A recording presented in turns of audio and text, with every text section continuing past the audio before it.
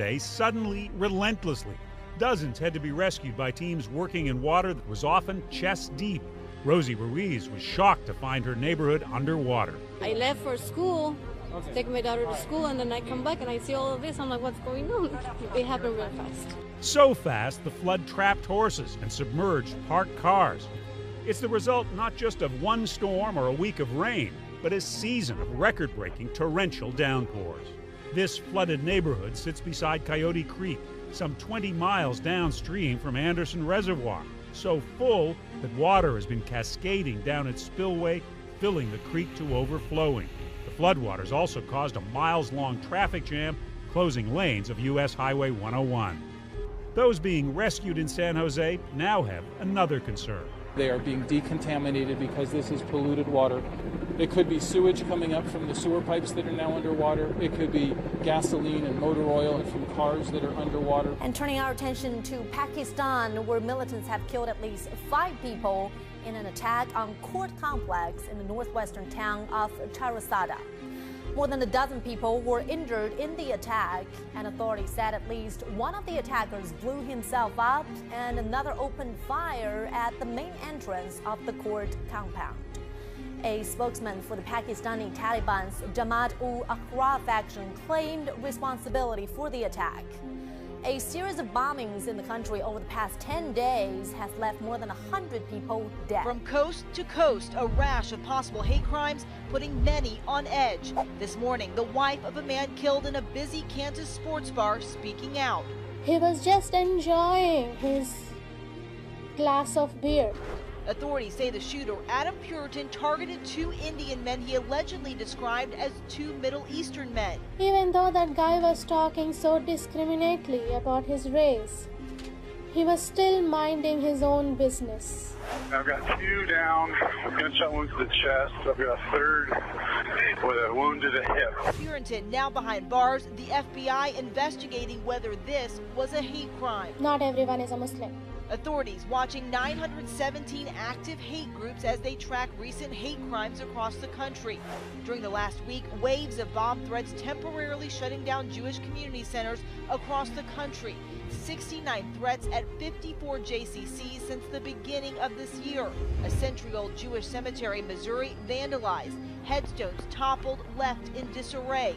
And just outside of Tampa, a fire at a mosque Friday also being investigated as a possible hate crime. Whoever did this maybe intended to discourage us, but this makes us much stronger. Authorities say someone started the fire at one of the doors. No one was hurt, but the building was damaged. 2 new human cases of the H7N9 avian flu have been reported in southwest China's Sichuan province. That brings the number of infections in the province to 8 this year, including 2 fatalities. Both patients had contact with live poultry, but no symptoms have been observed among those in close contact with them.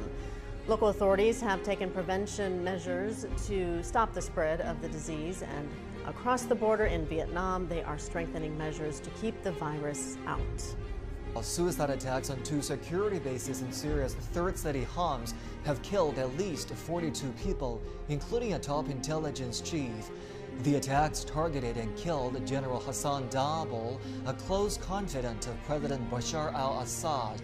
Syria's former al-Qaeda affiliate, Fatah al-Sham Front, claimed responsibility for the attacks. The bombers targeted state security and military intelligence headquarters in the heavily guarded Ghouta and Lahada neighborhoods. They engaged in prolonged gun battles with intelligence officers before blowing themselves up.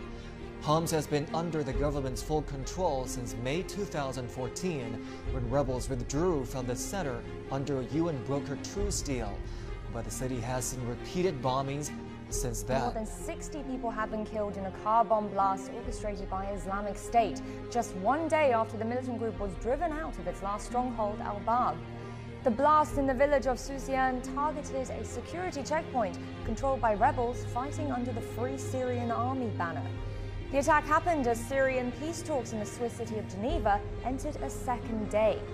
Syria's chief government negotiator Bashar al-Jafari said he had received a paper from United Nations mediator Staffan de Mistura and would study it. The first day of talks did not see the two sides come together in direct negotiations. A plan will be put in place for Japan's Fukushima nuclear power plant to extract highly radioactive fuel from the damaged reactors. This is according to its operator TAPCO. Recent data collected from camera probes indicate radiation levels are at record highs. An on-site engineer said because of this, it has been decided to remove the molten fuel this summer. This process could take nearly 40 years. 3 reactors at the Fukushima plant were damaged in 2011 due to a powerful earthquake and an ensuing massive tsunami of Japan's northeastern coast. Radiation has spread over a wide area and tens of thousands of people have had to leave their homes. For astronomers, finding 7 Earth-sized planets orbiting a single sun is like finding a pot of gold next to the Holy Grail. NASA scientist Thomas Zurbuchen.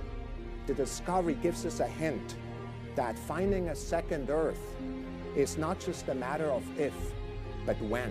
In fact, it may be the best place yet found to search for life.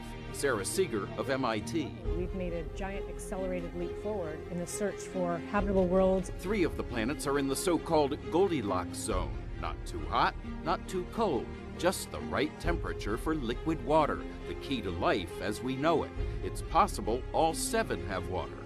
A NASA artist with a vivid imagination thinks this is what the 5th planet could look like. Its neighbors easily visible and the sun much closer than ours. Fortunately, it's also much smaller and cooler, which keeps the planets from getting fried.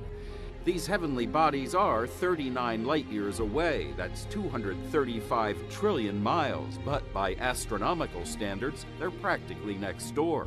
Close enough that when the James Webb Space Telescope is launched next year, it will be able to analyze the planet's atmospheres, a big step toward answering the question,